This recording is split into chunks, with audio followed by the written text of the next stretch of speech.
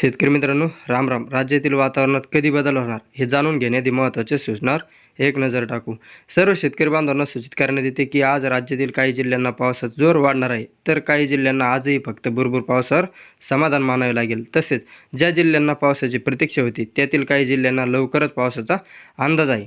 नमस्कार, मी डॉक्टर मच्छिंद्र बांगर महाराष्ट्रातील आणि देशातील हवामान परिस्थिती संदर्भात ताजा अंदाज देणार आहे. आपण एकूणच बघतो, जरी भारतावर सध्या कोणत्याही प्रकारची सिस्टम कार्यरत नसली, मग ती WDची असेल, कमी दाबाची असेल किंवा चक्रीय वाऱ्यांची असेल, मात्र स्थानिक कमी दाब हा सध्या भारतावर तयार झालेला आहे. जसं आपण दक्षिणेकडून उत्तरेकडे जातो तसं हवेचा दाब कमी होतोय.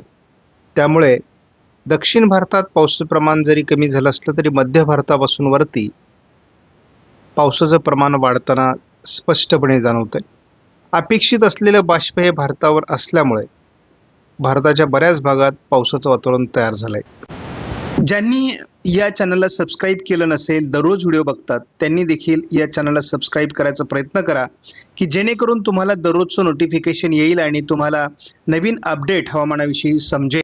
काल 20 तारखेपर्यंत कुठे पाऊस झाला तर या संदर्भातली नोंद आपल्या समोर आहे. कोकण किनारपट्टीला अगदी सुरतपर्यंत चांगल्या प्रकारचा पाऊस झालाय. त्यानंतर जरी मराठवाडा, उत्तर महाराष्ट्र, मध्य महाराष्ट्रात, पश्चिम महाराष्ट्रात पाऊस प्रमाण तुरळक होतं, मात्र विदर्भामध्ये देखील पाऊस प्रमाण चांगलं होतं. एकूण देशाचा विचार जर केला तर या सर्व भागामध्ये पावसाचं प्रमाण हे अधिक आहे. त्यामुळे एकूणच सध्या पूर्व भारत, मध्य भारत आणि दक्षिण भारताच्या काही भागात काल पाऊस झाला.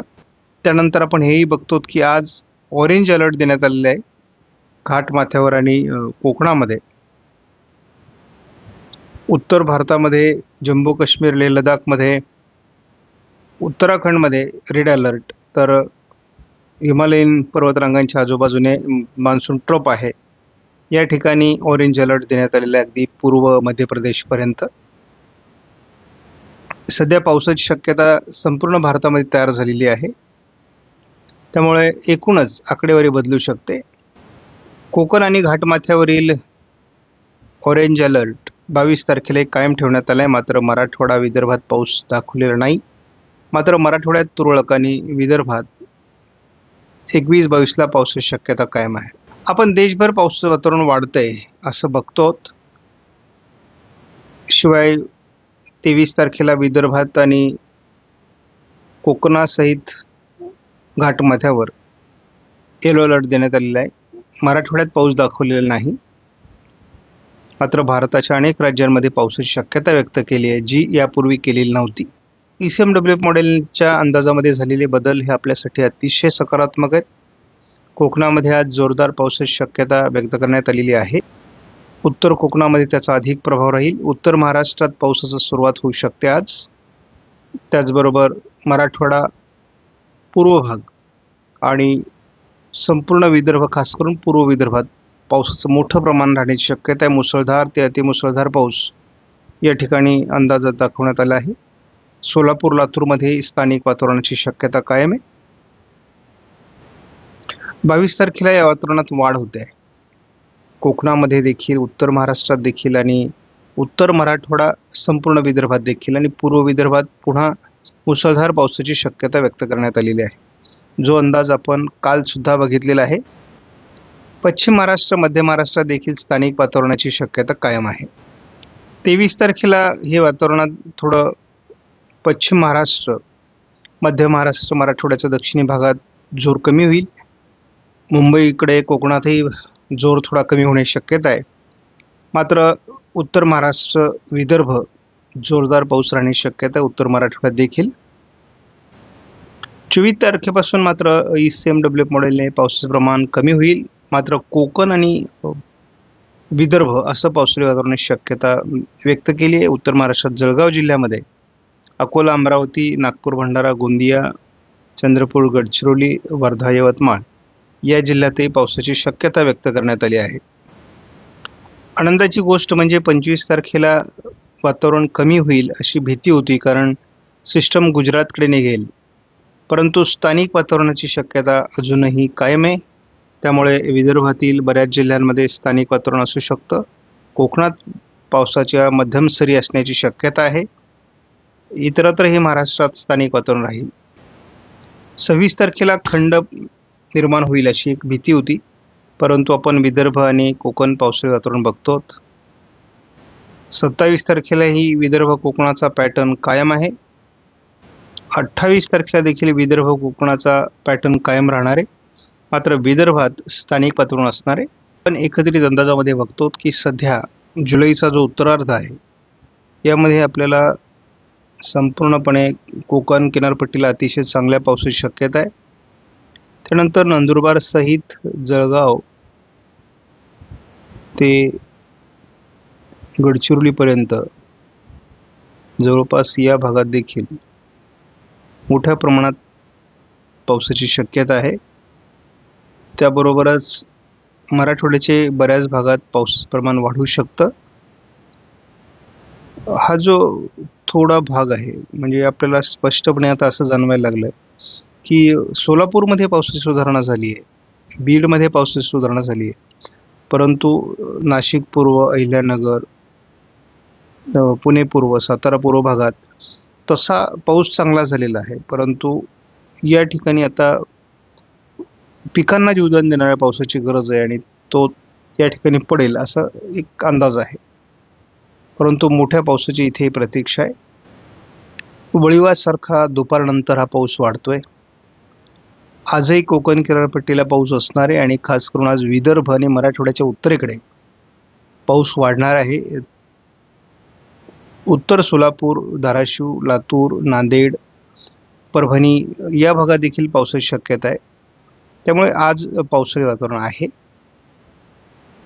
त्याचबरोबर आपण बघतो की हे वातावरण थोडं उत्तरेला सरकतंय. कोकणातही 22 तारखेला पावसाची शक्यता आहे.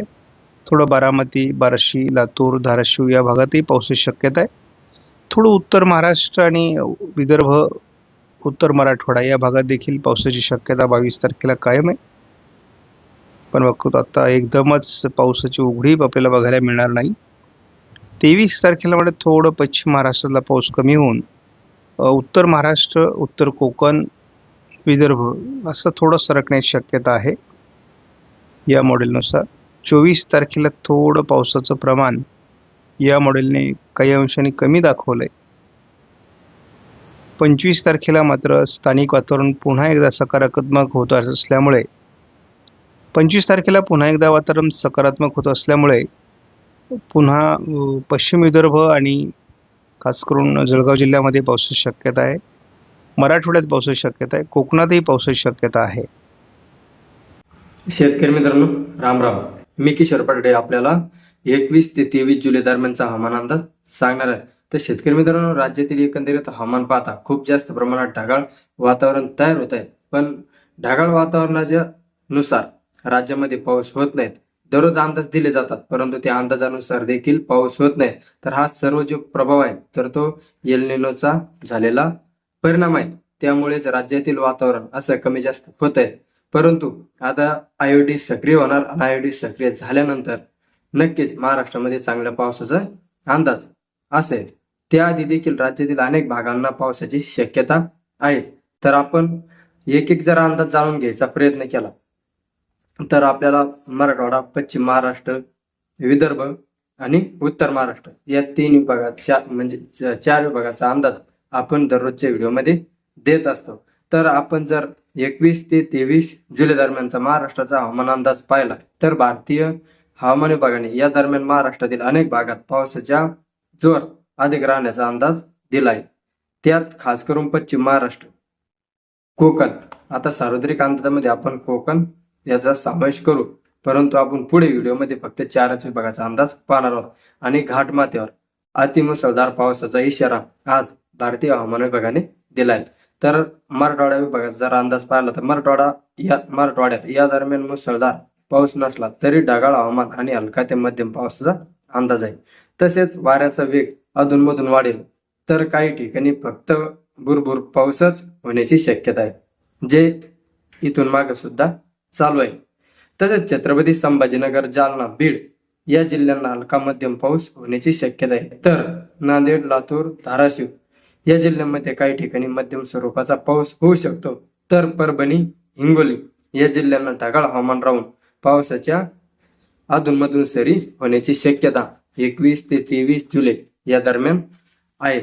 त्यानंतरचा आपला आहे म्हणजे विदर्भ विभाग. तर विदर्भातील जिल्ह्यांना या 3 दिवसात ढगाळ हवामान आणि मध्यम पावसाची शक्यता आहे.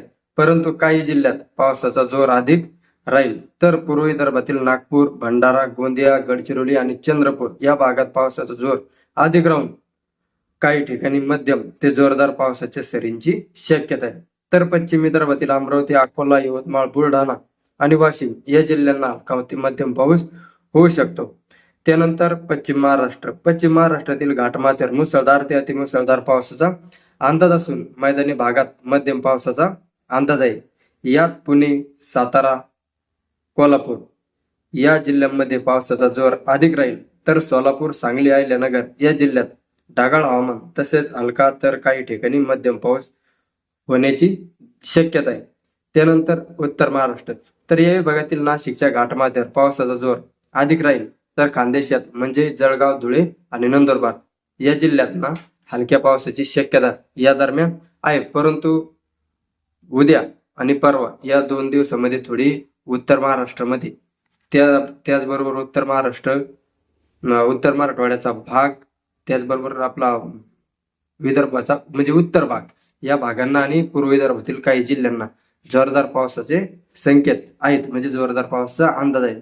त्याचबरोबर नाशिक, त्यानंतर पुणे, सातारा आणि कोल्हापूर या भागातील काही ठिकाणी देखील जोरदार पाऊस या दरम्यान होऊ शकतो. पण शेतकरी मित्रांनो, हा अंदाज पाहत असताना एक गोष्ट लक्षात ठेवा, हा अंदाज आहे आणि अंदाजात नेहमी बदल होऊ शकतो. परंतु या अंदाज देत असताना शेतकऱ्यांनी एक गोष्ट लक्षात ठेवणं गरजेचं आहे. ते म्हणजे एक जिल्हा जर सांगितला तर त्या जिल्ह्यांना संपूर्ण भागात सारख्या स्वरूपाचा पाऊस होईल असं नाही. तर जिल्ह्यातील मोजक्या भागातच पाऊस होऊ शकतो.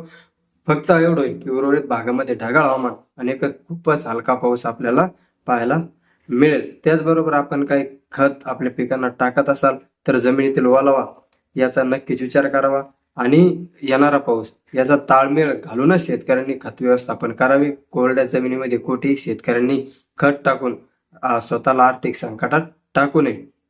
चला तर भेटू पुढच्या व्हिडिओमध्ये असेच शेतीविषयक आणि हवामानविषयक आपल्या प्रश्नांची उत्तरे घेऊन. तोपर्यंत जय जिजाऊ, जय शिवराय, जय शंभूराय.